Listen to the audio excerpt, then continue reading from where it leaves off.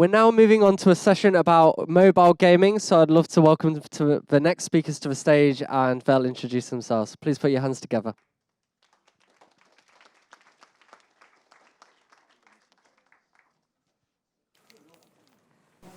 Hello everyone, I'm Alex, I'm the VP of Partners at Adverty. Before we continue, yes, my zipper broke earlier, so if you can see that, I'm very sorry. Happened on the way here, it's not how I want to start a presentation, but it's better than you all noticing and thinking, I should tell that guy, but yes. Oh, Emma. Emma Raz. I'm Director of Commercial at NumberEight, and we have here Aurora joining us on stage. I can't say that, I'm sorry. Emma is the VP of WOOFs, everybody, so big round of applause for Aurora. Not too big, that's very nice of you, thank you, perfect. So we are going to talk about mobile, because it never really gets a lot of love, never gets a lot of attention. Everyone always talks about Fortnite, Roblox, PC, console, and everyone kind of forgets about us on mobile. You stole me one of my things earlier on, which is, can I get a show of hands? And I was really mad at you for doing that, but it's fine, I've still got another one. Sorry. That's all right. Raise of hands, who in here has a mobile game on their phone? Okay, please keep them up if you would class yourself as a gamer, so I'm still doing it. Okay, so a few went down, which is good, because, I mean, in this room, there's going to be a lot more gamers than other places, right? But normally when that happens, a lot of hands go down, and it's a case of then saying, when we're talking about gaming, we're talking about, with everyone else that's spoken today, reaching gamers specifically. You're doing that console PC. With mobile, you're not reaching gamers, you're just reaching people like us. Everyone has a game on their phone, and we're just trying to jump into something to take ourselves out of the reality of the real world and just have a bit of downtime. And that's exactly why mobile has achieved something different than what console and PC does. So we can talk about how gaming is the largest form of entertainment. We can do that, but everyone in here already knows it, so there's no point, because you're all here for the same reason. Gaming is massive. We've done it before. Does it want to click again? There we go. But I'll talk to you about the audience, actually. Now, I know it's 2023, nearly 2024, not supposed to stereotype all that stuff, but if you were to look at PC and console users, you'd be bang on the money if you say it's almost 100% young males that are doing that. It's accurate. When it comes to mobile is the only gender-neutral platform. And actually, if you take global numbers into account, it's actually played more by female audiences. So 55% of the audience is female, which is really, really good for brands that typically don't want to reach gaming audiences, but they might want to reach the household shopper, or a mum, for example, or someone that takes care of the finances in the property or the household. Mobile gaming is a fantastic way to do that. And if we had Activision Blizzard on earlier on talking about the success of Candy Crush and those sorts of games, absolutely dominated by the female audiences. Mm-hmm. Around half of gamers now are female, and that number is definitely increasing as Gen Z is coming up as well. And the best thing about mobile is it's played at multiple different touch points during the day. So rather than coming home from school or work or whatever it is you're doing, and then turning on the PC or your console, you're playing multiple times. You might be waiting for the bus, waiting for the train, sneaking to the toilet when you're meant to be at work, and playing Pokemon Go like I do, but don't tell my boss, he's in Sweden. But yeah, so there's lots of different touch points. So if you're trying to sell an FMCG good, I could pop out at lunch because I've just seen it on my toilet break, for example. So it's a great opportunity for that. When we look at the activity of gamers in the mobile space, they are highly engaged. I've spoken to planners before that have said to me, oh, but it's a tiny little screen, so they're not going to see your ads. That's massive lie. I'm a huge mobile gamer. I've spent a whole month's salary over a few years on Pokemon Go, which is really, really sad to say.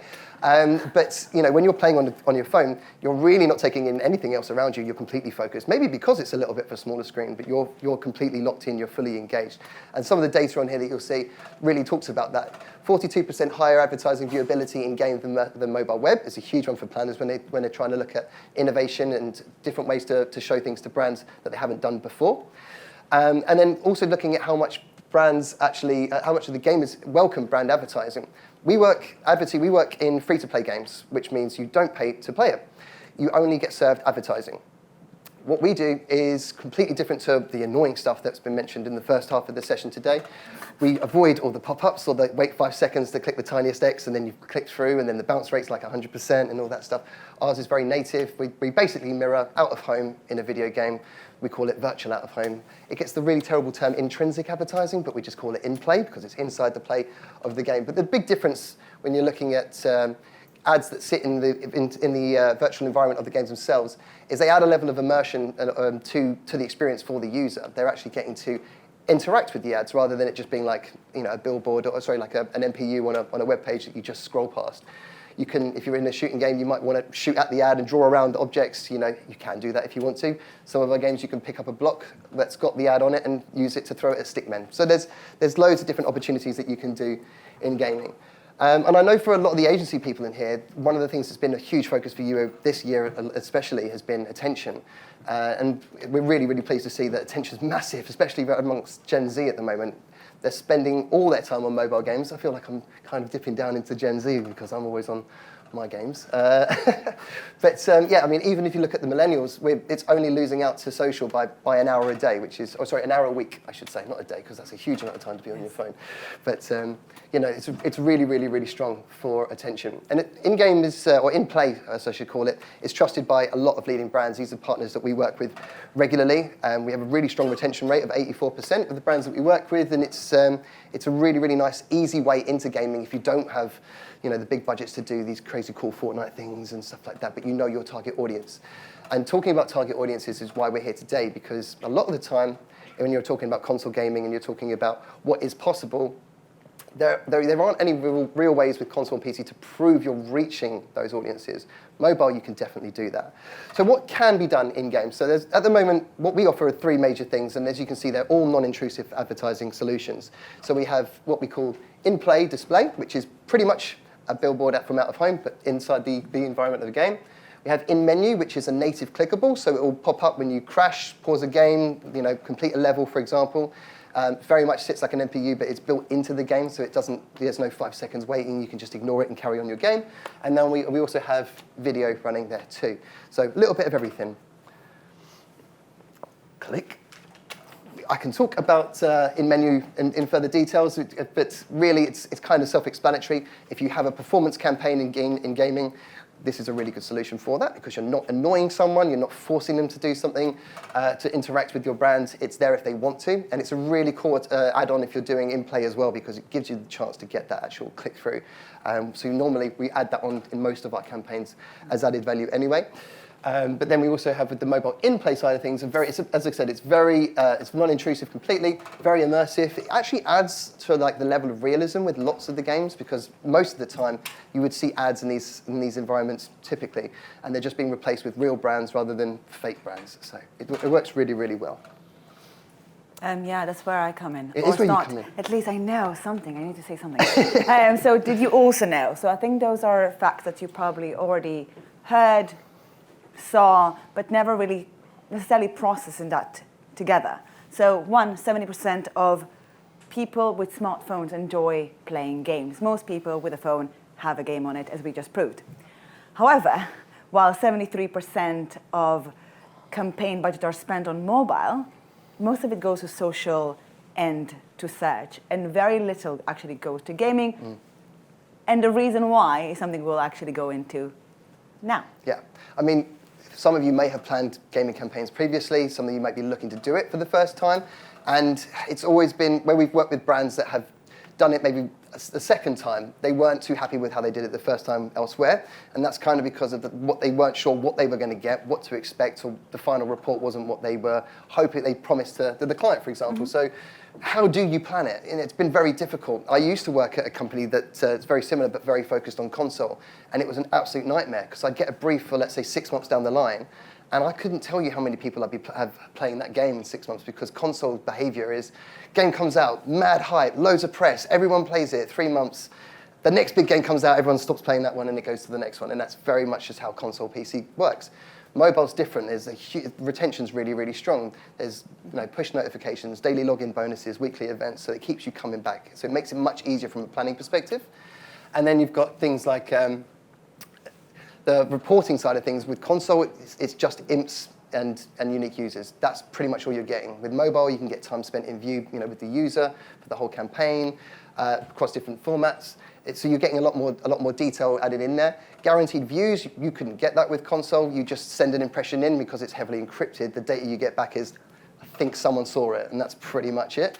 we can guarantee that it's been seen. We can report on that. We even over-deliver, where we see that the ad's rendered, but it's not actually been seen. That's how we work in the mobile space. You can't do that in any other platform, which is quite nice. Third-party viewability verification doesn't currently work on console. I mean, it does, but there's no way to get it to report accurately. Mobile, perfectly fine. IAS, Mo, all your standards. Double Verify are working on a product at the moment, so you're going to have all the big players in there very, very shortly.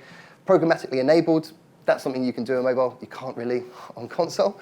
And sustainable products, that, again, easily feeds into mobile, which is one of the things that we work with.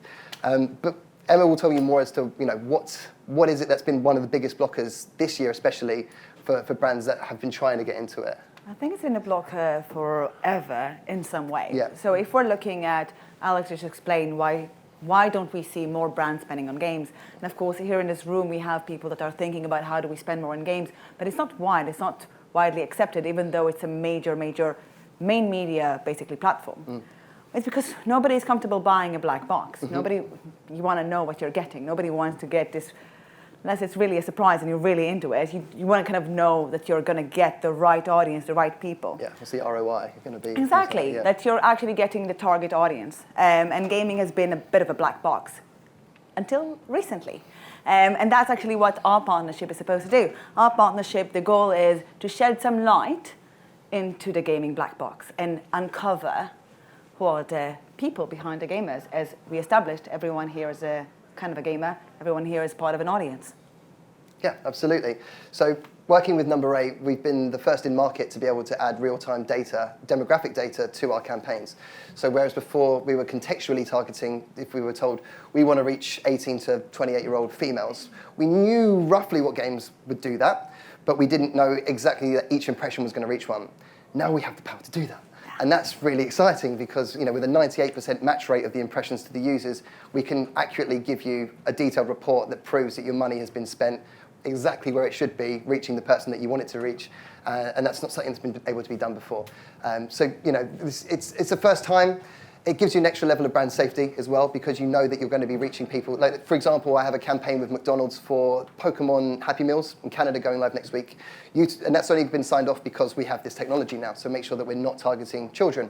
So this is a really great way to monetize campaigns that traditionally they would have to be like, kind of can't do that, like fizzy drinks, fat products, QSR, stuff like that. That really opens it up for brands like that.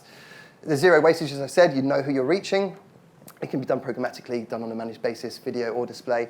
And as I said, also the way that we work is you only pay for viewed impressions, so there's literally zero risk involved at all. But I think you want to talk more about how the product actually works. That's good. That's going to be a good idea.